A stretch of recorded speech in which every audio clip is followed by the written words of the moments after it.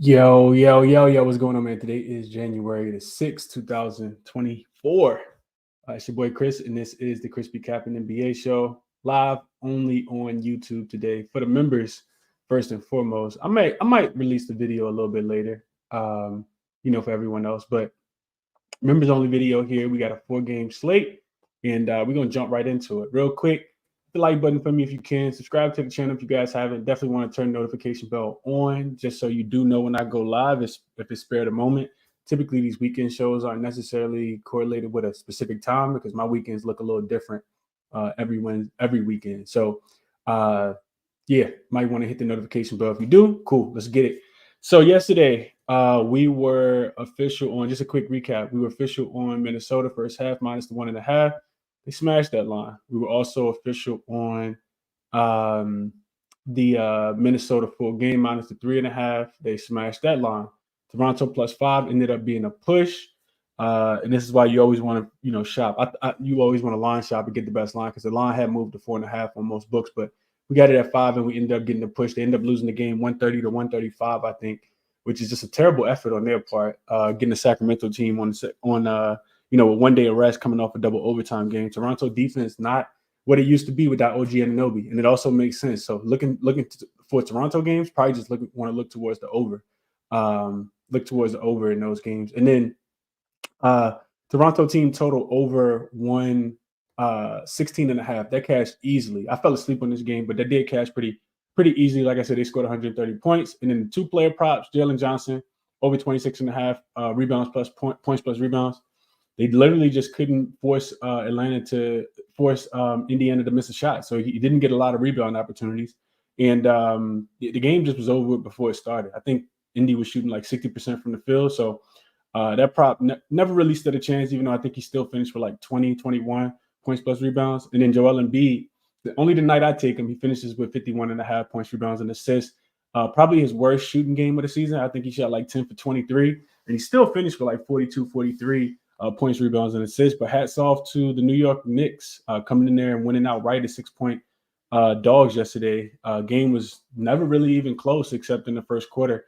And you see the Knicks they put their foot on the necks of the Philadelphia 76ers in the second half of that game. So let's see what we got on slate for today. So first game up, we're going to Indy. We got the Pacers getting 6 points at the crib. 6-point dog at the crib. Line opened at 5.5. Money coming in on Boston in this spot. Total opened at 245.5 last night.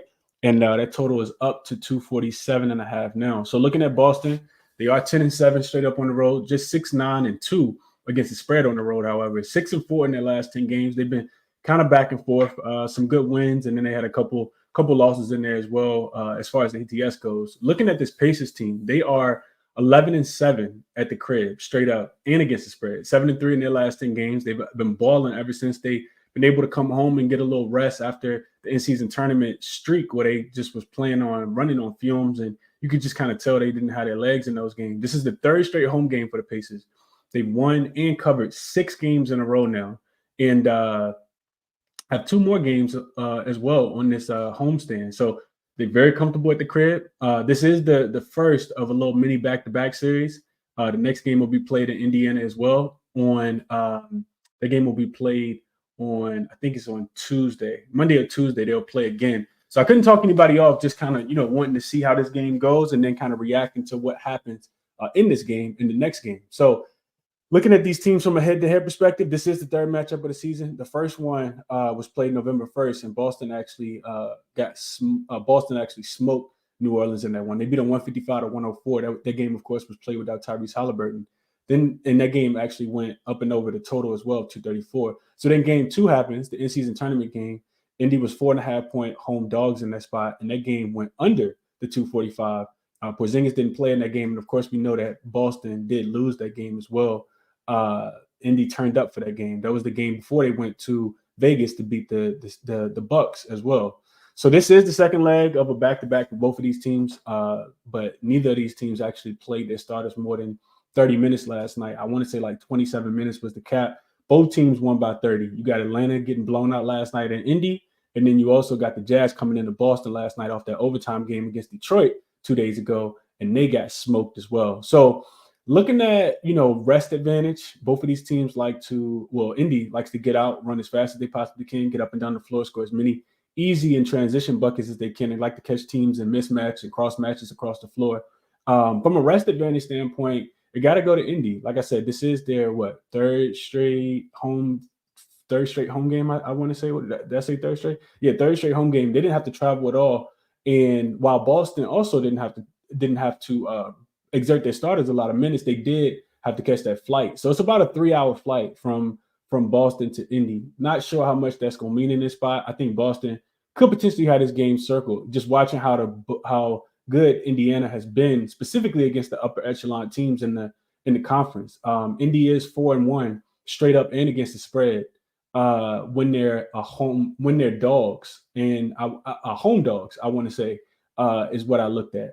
As far as I'm probably not going to play a side in this game. I do kind of lean towards Indy being able to kind of catch the points. I know Porzingis didn't play in that last game, but really, really difficult for me to fade that team. When Boston doesn't play well, it's typically on the road. They are still undefeated at home.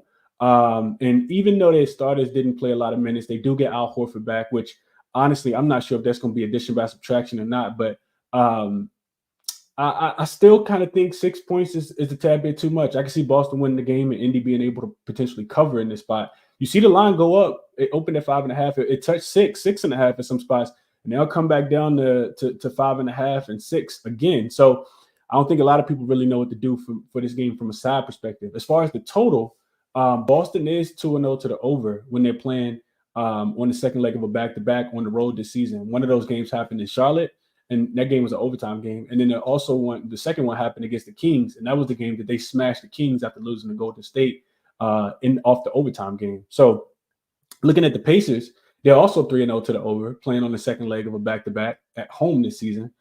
They've had games against Charlotte as well, against Milwaukee, and against Toronto.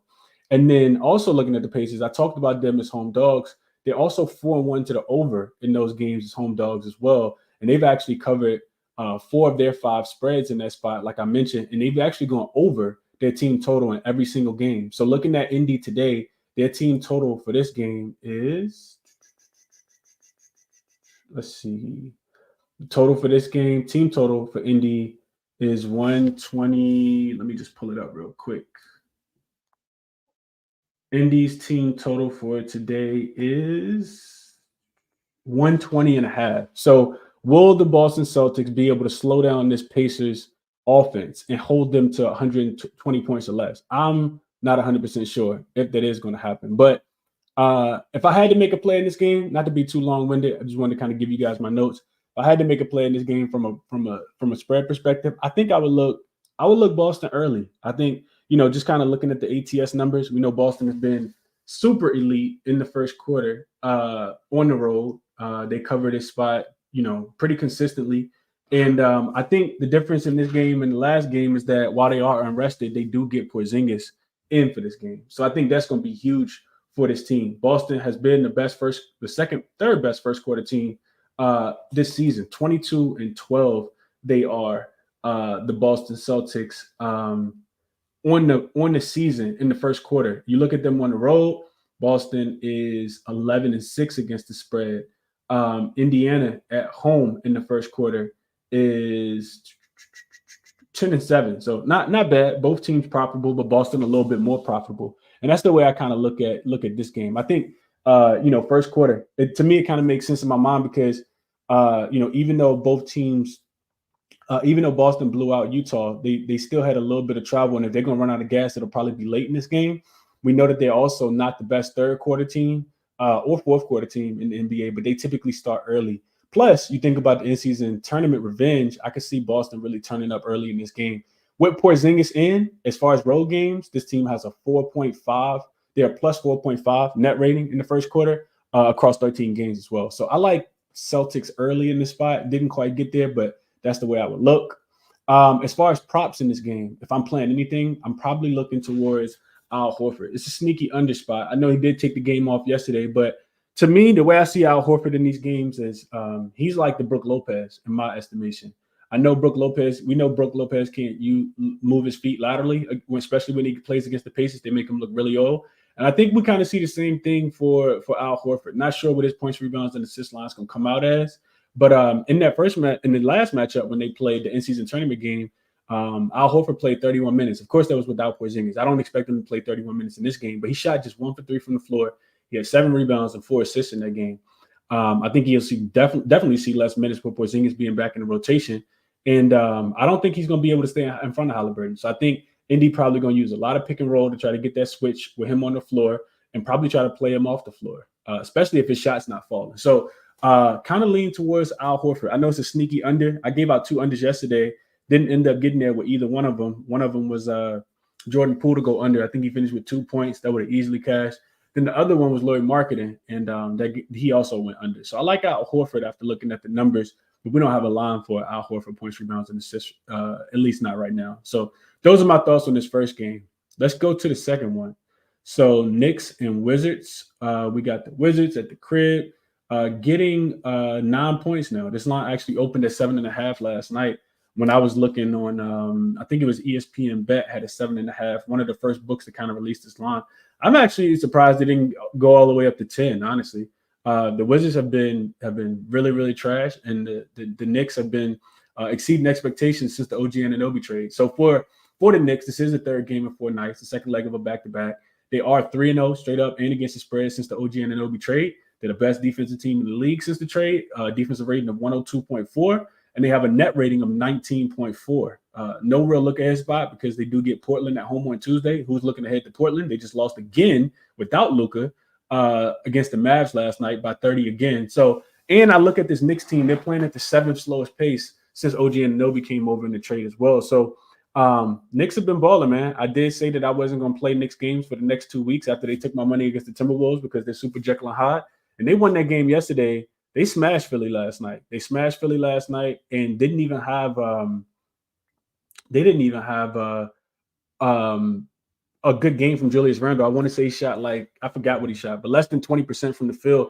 They still won that game. So no way I could talk anybody off not looking at the Knicks in this spot. The Wizards are terrible. They're 3-11 at the crib, 5-9 against the spread.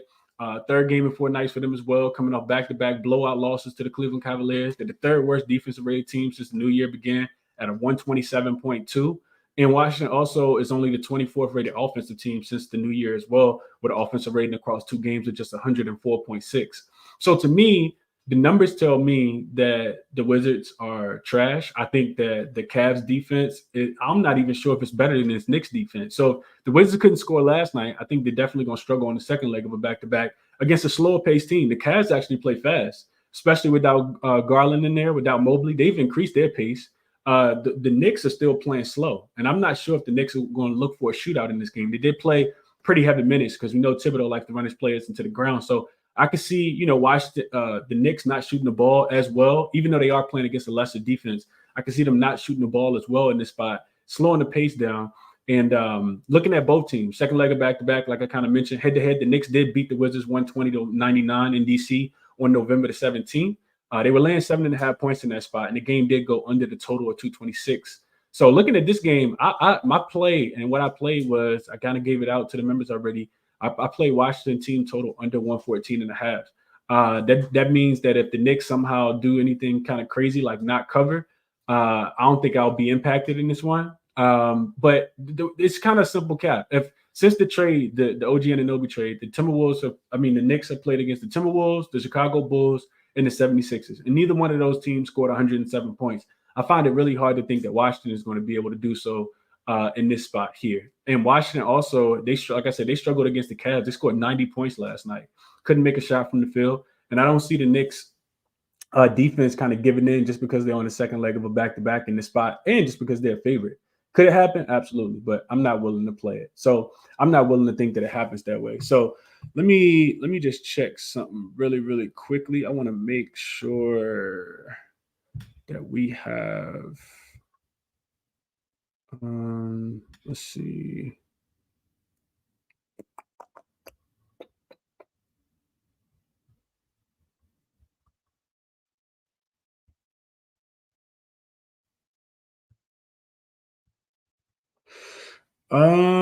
I'm trying to figure. Maybe I have to go in and see.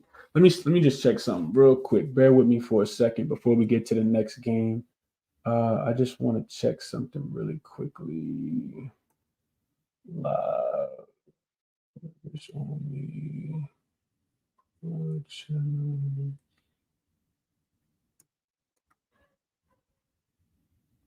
Okay. It's not telling me how many people are viewing live, and I can't see any comments. So if you guys got comments, shoot them to me. Um, Shoot them to me. I don't see any comments. It don't tell me that anybody's watching live. But when I go to YouTube, I do see the live streamers. So I'm not sure why I can't see comments or numbers not populating for how many people are actually watching. But regardless, let's get to the next game. So we got two more games to get to. Nice little short four-card slate on this Saturday. So Jazz and 76ers. This is the injury report manipulation game of the day. So we have so many injuries on one side of the ball. We don't have as many on the other side. So looking at the Jazz in this spot, they opened as, I want to say they were 12 and a half point dogs. Yeah, when I wrote it down, it was 12 and a half point dogs. The total was 237 and a half.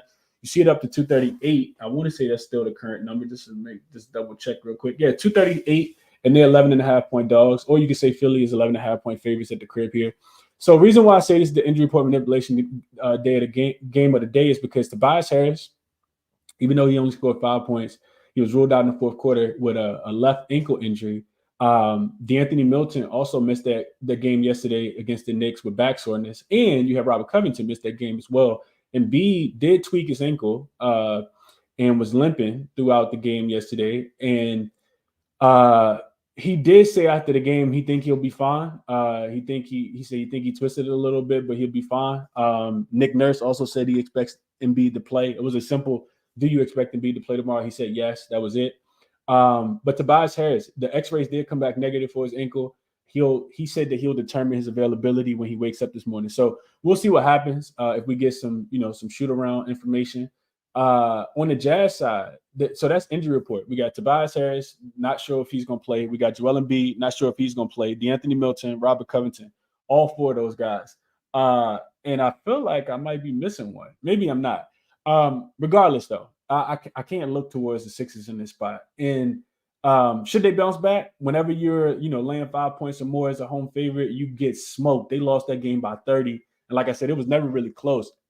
You should come out here and play, your best brand of basketball. The Jazz are not a good team. We know that as well, but the Jazz are healthy, and the Jazz also got smoked yesterday. They ended up losing their game. They did respond in the second half just a tad bit after getting absolutely smoked. I think they were losing by 25 points at halftime yesterday. So second leg of back-to-back game for the Utah Jazz here. Third game in 4 nights. Fourth game in 6 nights as well, with the overtime game in there versus Detroit that happened on Wednesday. So it's not the greatest spot for the Utah Jazz, but I feel like they'll probably respond in this spot. And I don't think that they're going to win the game at all, but I think that they could definitely keep it close. So looking at Philly, second leg of the back-to-back game, of course, third game in 4 nights for them as well. But this is also their third straight home game after that embarrassing loss last night. They could also still, like I said, kind of be without Milton, Robert Covington, Embiid, and Tobias Harris. We'll see what happens. Embiid and Maxey did play 36 minutes last night. Embiid was kind of chasing that 30 and 10 streak that he got going on. I don't know how many games it's been in a row, but you don't really want to see stuff like that, especially if you want to back the team in the next spot. None of the Jazz players played more than 25 minutes last night. They got smoked in Boston, and Coach Will Hardy just kind of set them on the bench. They should be fresher, even though they did have to travel to Boston. That flight is about an hour and a half from Boston to Philly. So I don't think it's necessarily the greatest spot for them, but I also think that they kind of bounce back. And real quick, I want to mention this about the 76ers. So the pattern that I'm kind of noticing with this team is when they don't have their best defensive lineup, they can really struggle. Everybody on this Philly team can't play defense. They really can struggle, especially if they're not making shots and the other team is able to knock down some shots. They rely so much on Embiid going one-on-one, and their bench is not as deep when they don't have a full squad. So when they got to start putting guys like Kelly Oubre in the starting lineup, then you got to rely on other guys. And they probably should have played Patrick Beverley a little bit more, especially with Jalen Brunson playing so well last night. But they didn't even put him in until really like the third quarter. But you're relying on guys like Marcus Morris. He absolutely did nothing last night. And then you're also just relying on guys that's not going Daniel House, like guys that can't do as much. So that's something because their bench got absolutely obliterated last night.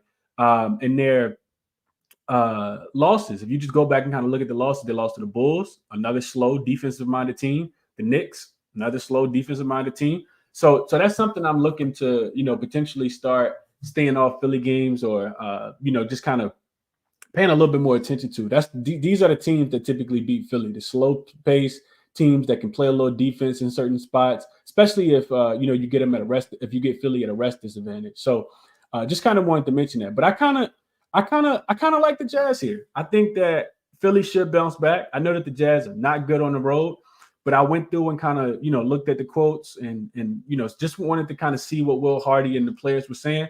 And to me, I think they bounce back in this spot. I think, like I said, I don't think that they're going to win the game, but I think they can keep it respectable.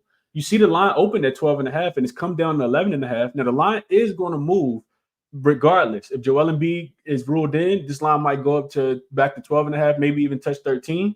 If Tobias Harris and DeAnthony Milton and Robert Covington all have a chance to play this game, it might even go up to 13. I'm not sure what's going to happen. If they get ruled out, it could come down to maybe potentially even 9. Definitely to 10 in my opinion. And you'll probably see this total drop as well. But I think, based on the performances yesterday, like I said, minimal travel, only an hour and a half. I think Utah, while Philly will want to bounce back because the Knicks were chanting, the New York Knicks fans was chanting, "Let's go Knicks" last night. So I think Philly got something to prove, but I do think they could win this game by 8, 9, 10, 11 points and be just fine. So small lean towards Jazz. I would play it, but I wouldn't go heavy on it. I may put a half unit on the Jazz plus the 11.5. I do feel like they could potentially be the right side in this game, just catching so many points after getting blown up by 30 last night, even though Philly also got blown up by 30 last night. Didn't really look into any player props. I really think it's difficult to play player props when you don't have a good sense of the injury report and who's going to play and who's not going to play. And we probably won't even get the information until right before game time. You got to remember it's 11:27 right now, and these teams don't play until another 7-8 hours. And then, of course, when you're on the second leg of a back-to-back, the injury report doesn't have to be submitted until super later in the day as well. So two teams that we don't necessarily know. I tell you one thing, the Jazz shouldn't have anybody on the injury report. I do expect Colin Sexton, Lauri Markkanen, Fontecchio, all of those guys, Kelly Olynyk. They're the deeper team, especially if Philly has those injuries, and I think they bounce back in this spot. So I would look at them plus the 12 and 11.5 here. Let's go last game of the season. Last game of the night. We got Bucks and we got Rockets. This line's actually up to 7 now. It opened at 5 last night in favor of the Milwaukee Bucks. Getting 5 points, laying 5 points on the road. The Houston Rockets will be catching 7 points as the home dog in this spot. So 3 home dogs today. The Pacers, the Wizards, and the Houston Rockets. Total in this one come down. It was at 239.5. It's down to 237.5. And I think I would agree with the total coming down. First and foremost, we know that the suggested total. Let's just look at the total first. So 237.5 down from 239. We know that the Rockets don't play fast. They don't play a lot of. They try to slow the game down, and I think that they have to slow the game down.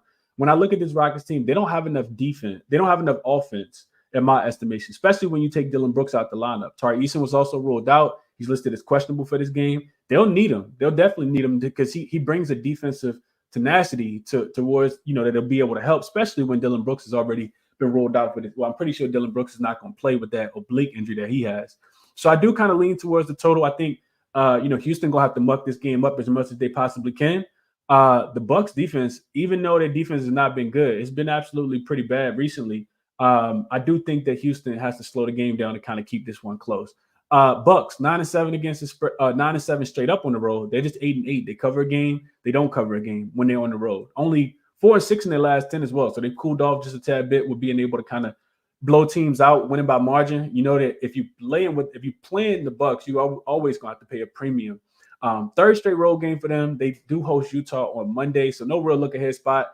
3 straight non-covers for them as well. And like I said, it's been their defense. They gave up 121 points to the San Antonio Spurs. They gave up 142 to the Indiana Pacers, and they gave up 122 to the Indiana Pacers in their last 3 games. So, looking at the Pacers, looking at the Bucks, I don't really like them defensively, but I do think, the teams that they've been playing against recently are really good offensive teams. San Antonio can score the ball, especially when they, have isolated games that they're going to get up for. And that's what we saw in that last game. They scored 121 points against this Milwaukee Bucks defense that, to me, is really not that good. Houston, 14-6 at the crib, 13-6-1 against the spread at home. Just 4-6 though. However, in their last 10 games, the team has really come back down to earth. I think a lot of that has to do with the injuries, and teams are just kind of figuring out how to play against them. They've lost. They lost the. This is the last game of a 6-game homestand for them as well. They actually play in Miami on Monday, and they got smoked last night. We were on the right side of that first half and full game for Minnesota. They lost the game 122-95 last night. This is the third game of 4 nights for them as well. They also have failed to cover their last 3 games when they were a home dog. So this is not a spot that the Rockets have actually played well in. It's really difficult for me to want to lay points with Houston though. I mean with the Bucks, especially on the road. To me, I feel like this is the game where, I'm not even sure how they do it, but I can't lay points. Head to head, Milwaukee did beat this Houston Rockets team 128-119, laying 7 points in Milwaukee. And that game actually went over the 231 total. And now you see this total open up higher. So I think that should mean that this game goes over. If you go through and look at the numbers, I know that game was played within 3 weeks ago. I didn't really look into the total too much, but I think to me, the Houston Rockets has really struggled to score, man. Also in that game, Houston, they were, they had Dylan Brooks in that game who scored 18 points, and Dame had 39 points, 11 assists, and hit 5 threes in that game as well. So I think we see a much slower pace. I don't think the Bucks offense is going to be able to score as much on the road as they do in home games. And like I said, I think the Bucks the Rockets, I think, are going to have to muck this game up. They're going to be able to keep it within the 7-point spread. You see this, the 7s are starting to come back down to 6.5. I think Houston plus the 7 is the right spot in this game. I know that they're at the rest disadvantage, but you get smoked like that, you probably want to come back out with something. We had a real good thought process on the Timberwolves, but the Bucks are not the Timberwolves. The Bucks are a really bad defensive team. The Timberwolves are a really good defensive team. So I think Houston can definitely cover the 7. I didn't get there. Still got a lot of time to think about and kind of ponder on it before this game starts. This is the last game on the board tonight. It doesn't start until 8:10 Eastern time. I may get there with the 7.5, with the 7 for Houston as the home dog today. And then player prop wise, I hadn't really dove into this game at all. I'm not sure what to do player prop wise. Not even going to make any recommendations until I can take some time and kind of break the card down a little bit more from a player prop perspective. But my top player prop on the card for today would be Big Al. Big slow old Al. I'm not an Al hater, Al Horford hater, but I think he goes under his points, rebounds, and assists today. I know he's fresh, didn't play yesterday. I'm not even sure what the line is, but like I said, I think they use him as Brook Lopez and just put him in a bunch of pick and rolls and see if he can move his feet laterally enough to stay with some of these guards, specifically Tyrese Halliburton. So top look on the board today: Washington team total under 114.5. Boston and Indy. I don't know what I'm gonna do with that game. Probably nothing. Probably just watch it, if I'm being honest. I think the total is right where it probably should be. I'd actually lean towards the under just a tad bit, just because I think Porzingis being back helps a lot, and I think this game slows down a lot. Indy's been playing a little bit better defense as of late. We see what they were able to do against Atlanta, which was the top 5 offensive team in the league. They held, slowed them down. And Boston, they can really. If they come out with those intentions that they want to get their in-season revenge from that in-season tournament game, I think they could slow down the Pacers offense as well. One of the teams in the NBA, one of the few teams in the NBA that actually is going to be able to slow down this Pacers offense. So maybe a lean towards the under there. Didn't really play anything in the game. Didn't play Al Horford. I don't even think his points, rebounds, and assists came out yet. Washington and Knicks, I played the under for the Washington team total, specifically under 114.5.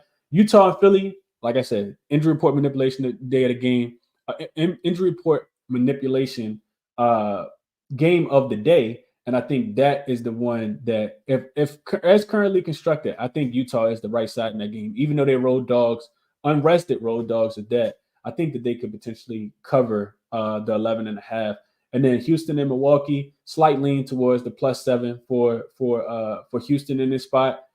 Just really just wanting to fade Milwaukee defensively. I think that Houston gonna have to, like I said, muck the game up and slow it down. So those are my top thoughts, man. Hit the like button for me if you can on the way out. Appreciate everybody for tapping in as always. Enjoy your Saturday. Still super early. I wanted to, knock this card out, and that way I had the rest of the day to myself. But also, doing the show. I don't do a lot of shows on the weekends, and specifically for the members only. So I appreciate everybody for tapping in, man. Like I said, hit the like button for me on your way out. Share the show. Best of luck to you today as well on your plays, and we'll be back on Monday. I'm out.